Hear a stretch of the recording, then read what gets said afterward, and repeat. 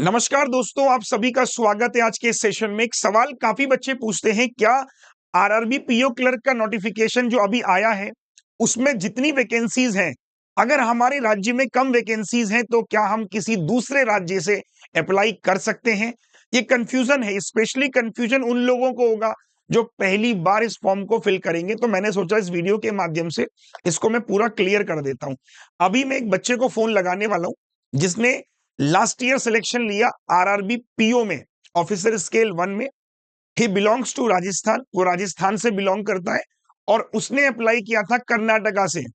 तो अब मैं आपको उससे बात करवाता हूं और आप सुनना, बिल्कुल ये बंदा सिलेक्टेड है ऑलरेडी, तो आपको कंफर्मेशन हो जाएगी कि सर अदर स्टेट से अप्लाई करने के लिए हमें क्या क्या चाहिए होता है। चलिए कॉल लगाते हैं और आप सुनना पूरी बात।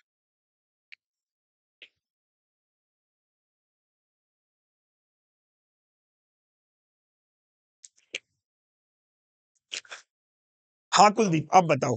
तो जैसे मान लो तुम राजस्थान से थे और दूसरे स्टेट से जब तुमने अप्लाई किया था तो क्या क्या कंडीशन चाहिए होती, जरा एक बार बताओ।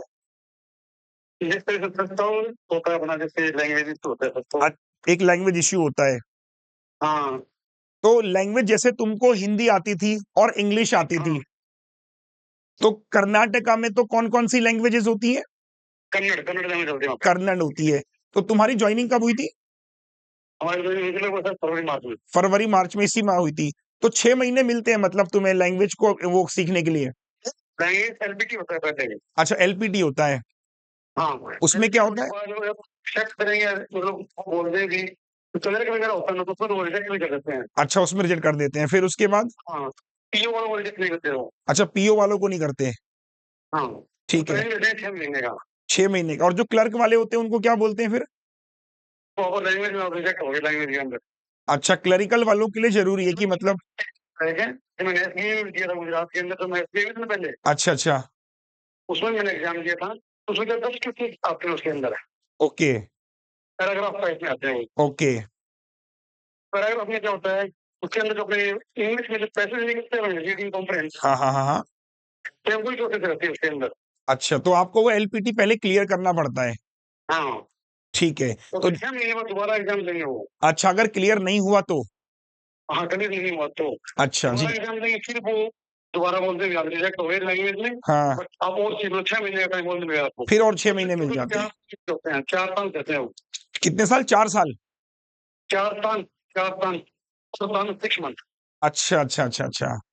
हाँ तो कुल मिला के पहले आपको एलपीटी आपने दिया, एलपीटी में फेल हो गए तो फिर 6 महीने मिलेंगे आपको, है ना? 6 महीने में आप सीख लो, फिर एलपीटी दे दो।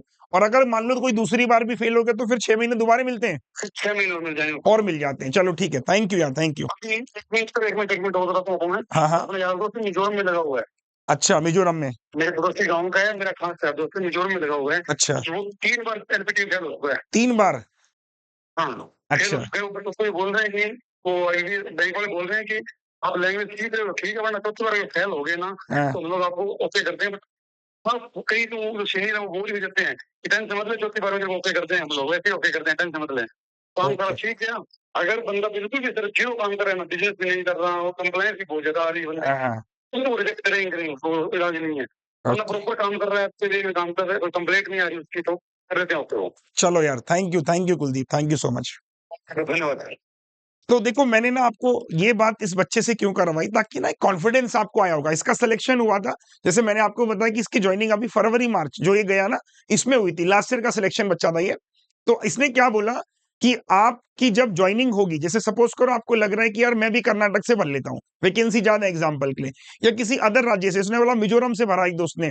तो जिस भी स्टेट से आप भरोगे, नौकरी आपको उसी राज्य में करनी है, बराबर? राज्य में उसमें नौकरी करनी है। आपका एलपीटी होगा, एलपीटी में आप फेल हो गए, 6 महीने मिलेंगे, बोलेंगे सीख लो। फिर फेल हो गए, फिर 6 महीने मिल जाएंगे।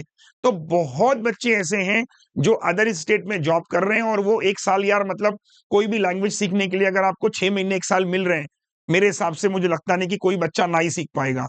तो इतना डिफिकल्ट तो नहीं कि 6 महीने में आप नहीं सीख पाओ 1 साल। जैसे वो बोल रहा है कि वो 3 बार फेल हो गया, सोचो।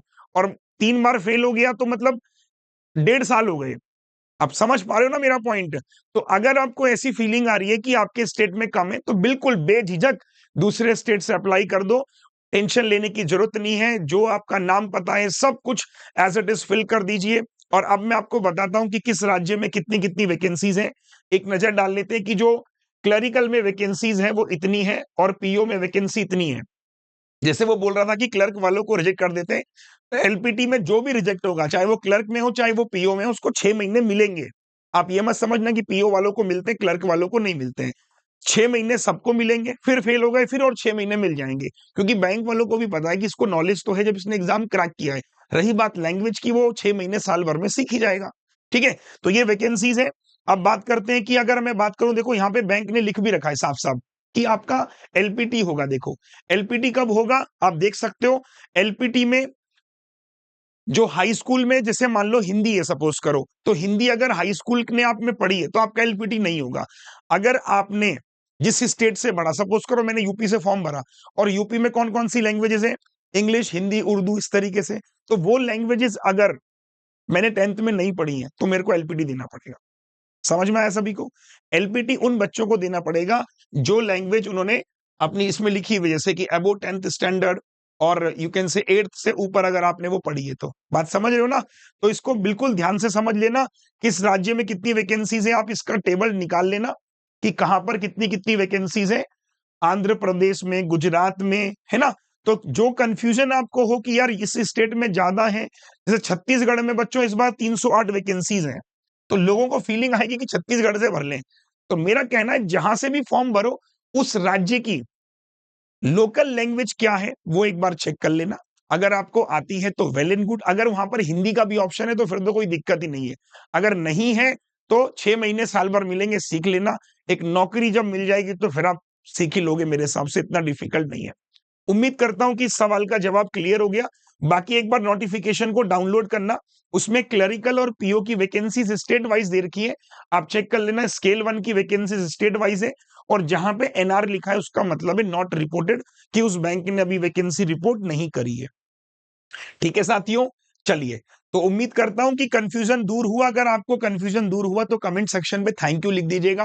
पहली बार आए हो तो सब्सक्राइब कर लीजिएगा। मेरी क्लास क्वांट की सुबह 8 बजे होती है, अर्थमेटिक की रात 9 बजे होती है, डीआई की। तो मिलते हैं क्लास में। Till then bye bye, take care, thank you so much, bye.